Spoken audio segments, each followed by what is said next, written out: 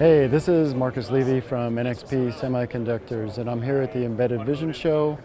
And today we're demonstrating a really cool demo running on the i.MX RT, which is our low-cost, somewhere in the $3 price range microcontroller that is running at 600 megahertz with about 512K of onboard memory.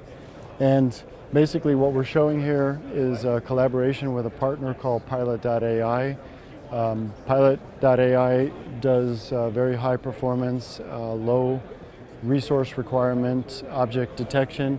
And so you could see in the demo, we're able to do head detection running at about 800 milliseconds per frame. So thanks again for coming to the Embedded Vision Conference and for checking out our demo.